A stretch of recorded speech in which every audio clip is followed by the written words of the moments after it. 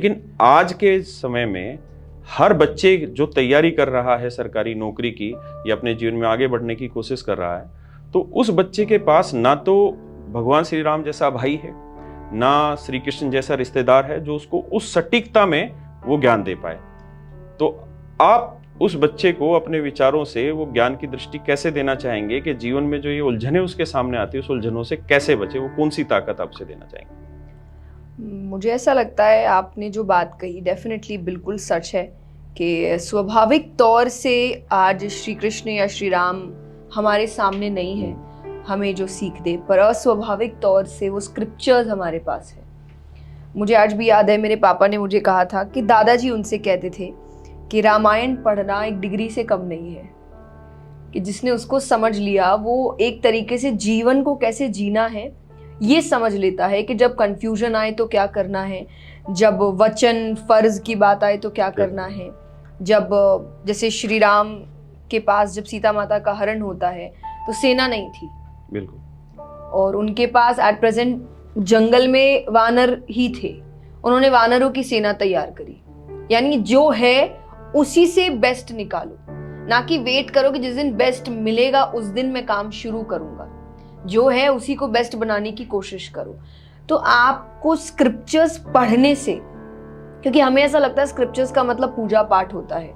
To be very honest, जब आप गीता जी पढ़ते हैं तो कहीं भी वहां पे इस तरीके से नहीं बताया जा रहा कि आप पूजा करिए, आप ये पूजा करिए, ऐसा पाठ करिए। उसमें आपको सीधा सीधा बता रहा है कि जब आपकी स्थिति अर्जुन जैसी हो जाती है तो आपको क्या जिंदगी में सीख लेनी चाहिए, उस कंफ्यूजन से कैसे दूर होना चाहिए, उसको दूर करने के लिए क्या क्या प्रैक्टिसेस आप कर सकते हैं, क्या एक्सेप्टेंस आपके लाइफ में जरूरी है, वो सब आपको एक डिटेल्ड फॉर्मेट में समझाया गया है। तो मुझे ऐसा लगता है कि स्क्रिप्चर पढ़ना आपकी लाइफ में बहुत अर्ली एज शुरू हो जाना चाहिए। हम बहुत लेट शुरू करते हैं, हम भगवान को, क्योंकि अगेन हमारा ये मिथ है भगवान मतलब पूजा पाठ, वो तो बुढ़ापे में करेंगे, उसका भी क्या काम है। लेकिन स्क्रिप्चर्स अर्ली एज में ज़रूरी है, क्योंकि जितना कंपटीशन आज है, जितना एक्सपोजर आज है और जितना कंफ्यूजन आज है उतना पहले नहीं था। तो आज तो सबसे ज़्यादा सख्त ज़रूरत है इन चीज़ों की, क्योंकि ये आपके माइंड को स्टेबल रखते हैं। जब तक माइंड स्टेबल नहीं होगा डिसीजन मेकिंग अच्छी नहीं होगी, कंफ्यूजन कंटिन्यूसली आता जाएगा। जिस दिन माइंड स्टेबल हो जाएगा आप देखेंगे सॉल्यूशंस अपने आप आपको मिल रहे हैं, आप खुद चीज़ों को सुलझाने की कोशिश कर रहे हैं। पर जब कंफ्यूज्ड होते हैं तो हम उलझाने की कोशिश करते हैं चीज़ों को। अच्छा, आपने 2-3 चीज़ें इसमें मुख्यतः कही, मैं उन दोनों तीनों पे ही अपना अगला सवाल फ्रेम करना चाहता हूँ। पहला तो ये कि हमारे आज से करीबन 30 से 40 साल पहले की अगर मैं बात करूँ तो हमारे दादाजी या दादी जो रहती थी, नाना नानी, वो ये ज्ञान हमें फीड दिया करते थे। हमारे पेरेंट्स जो होते थे वो या तो खेती करते थे या नौकरी करते थे, उनके पास समय नहीं होता था, लेकिन पहले सारा परिवार एक साथ रहता था, तो जो बुजुर्ग होते थे वो हमें ज्ञान दे देते थे।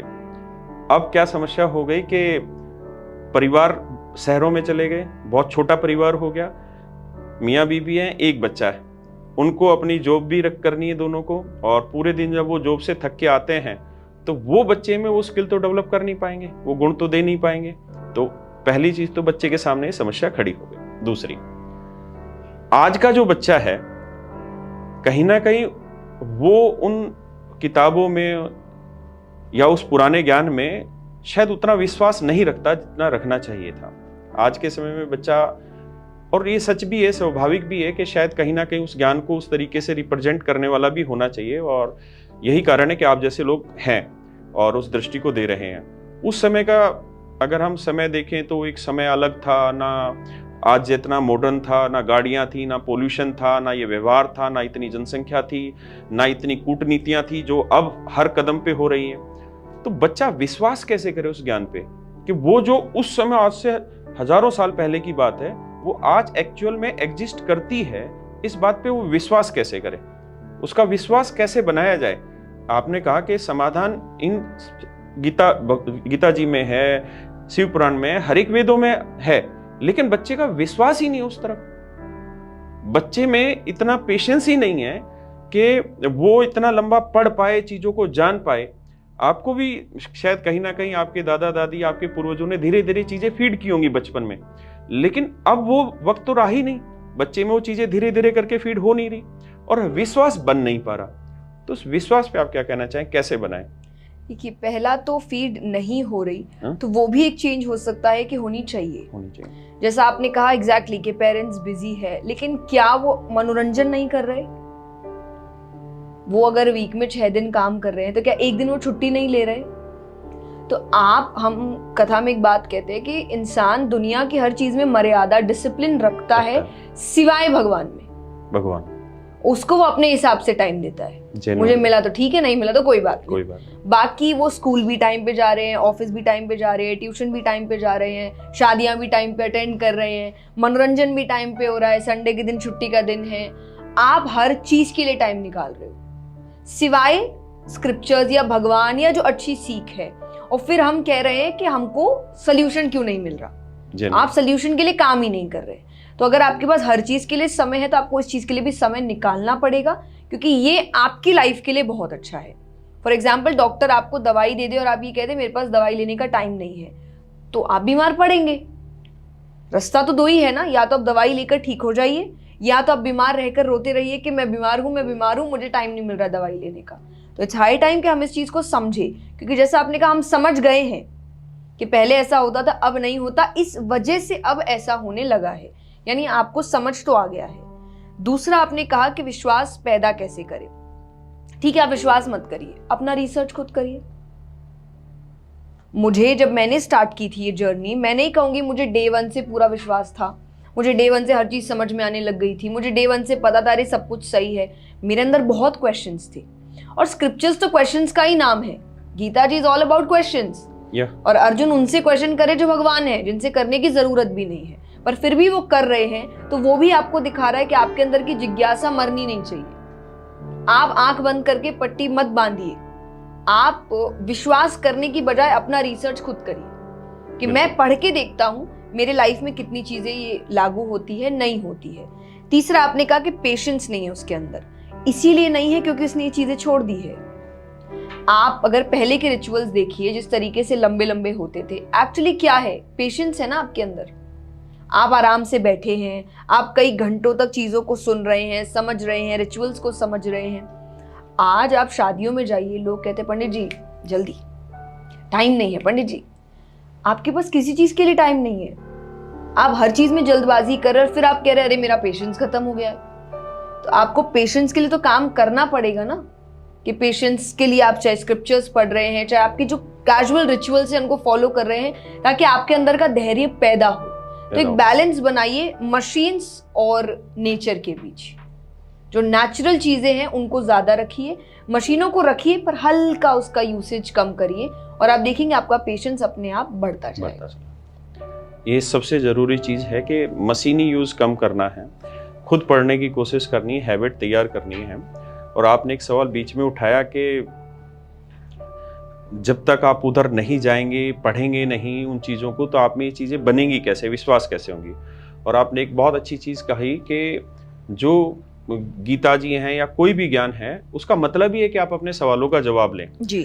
लेकिन समस्या ये है कि अब जो फास्ट टाइम आ गया है, बहुत तेज युग बन गया है, इसमें सटीक उत्तर देने वाला कोई है नहीं। और जब तक अंतिम सटीकता नहीं आती है तब तक आदमी विश्वास करता नहीं है। जैसे मुझे जो ज्ञान है वो गलत हो सकता है, फैक्चुअल पे मैं पहले ही माफी मांगता हूं। मेरा उद्देश्य सिर्फ यही है कि बच्चों के मन की बात जया जी तक पहुंचा दी जाए। जैसे जब भगवान श्री कृष्ण ने गीता उपदेश दिया तो पहला उन्होंने शायद भक्ति भाव पे दिया, और श्री कृष्ण ने कहा कि अर्जुन को कि आप मेरी भक्ति करते हैं, मेरी भक्ति में लीन है, तो मैं कह रहा हूं कि आप हथियार चलाइए। लेकिन उस समय श्री कृष्ण तैयार नहीं हुए। दूसरा उन्होंने जो दिया वो कर्म का पार्ट दिया कि कर्म समझाया उनको, लेकिन उस कर्म के बाद भी वो तैयार नहीं हुए युद्ध करने के लिए। इसी तरीके से अंतिम जो पड़ाव आया वो आया दिव्य ज्ञान का। जब उनको दिव्य ज्ञान दिया तब वो अपने शस्त्र लेकर उस युद्ध के लिए तैयार हुए। तो सच्चा ज्ञान लेने के लिए बहुत चरण जाना पड़ता है। अब आपकी कोई रील देखी, उसमें एक चरण आया, वो चरण थोड़ा समझ आया, अगली बात हो सकता है कि उसका अगला चरण आपसे पूछा ना गया हो, तो वो बात बच्चे को पता ना हो, या किसी से ना पूछा गया वो पता ना हो। तो आज का जो समय है वो थोड़ा अनसुलझा समय है। चीजें सुलझे हुए रूप में प्रकट नहीं हो रही, और जब तक चीजें सुलझे हुए रूप में प्रकट नहीं होंगी तो बच्चे का मन विचलित रहता है, विश्वास कैसे करें, और वो जब तक उसको पूरा दिव्य ज्ञान ना मिले तब तक वो उस चीज तक पहुंच नहीं पाता। मैं खुद भी 2 पुत्रियों का पिता हूं और मैं बहुत सालों से पढ़ा भी रहा हूं, और मैं खुद भी भगवत गीता पढ़ता हूं, लेकिन मैं भी थोड़े समय के बाद कहीं ना कहीं विचलित हो जाता हूं। तो इस विचलन का कोई उपाय है क्या, इस विचलन से रोका जाए? और आप इतने दिनों तक कंटिन्यू कैसे रह रहे हो उस चीज के ऊपर, उसका कोई ऐसा तरीका है जो आप बता सकें?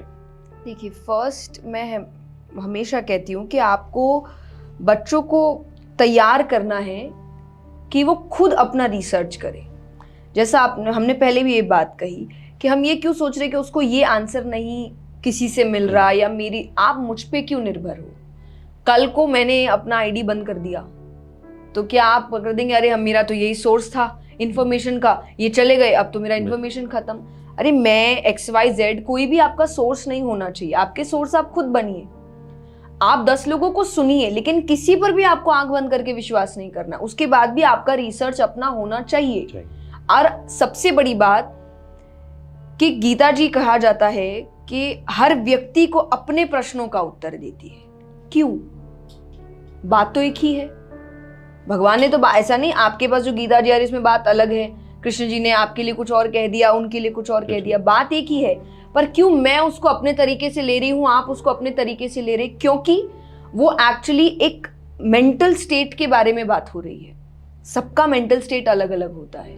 आपको वही श्लोक, मुझे हो सकता है एक डिफरेंट मीनिंग दिखाएगा और आपको एक डिफरेंट मीनिंग दिखाएगा।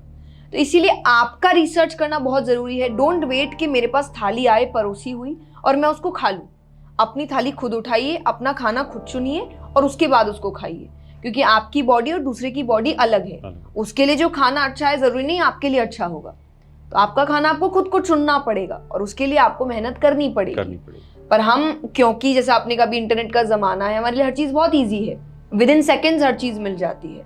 और इस वजह से भी बहुत सारे इश्यूज हमें हो रहे हैं कि वो विद इन सेकेंड्स बंद करिए, उसको आप एंटरटेनमेंट के लिए रखिए, लेकिन उसके अलावा अपना रिसर्च आप खुद करिए। एक जगह से किसी ने बोल दिया उसको मानना नहीं है, 10 जगह सुनिए और तब जाके फिर आपको लग रहा है ये मेरे लिए रिलेटेबल है, ये मुझे हेल्प कर रहा है, तब जाके आप उसको अपनी लाइफ में उतारें।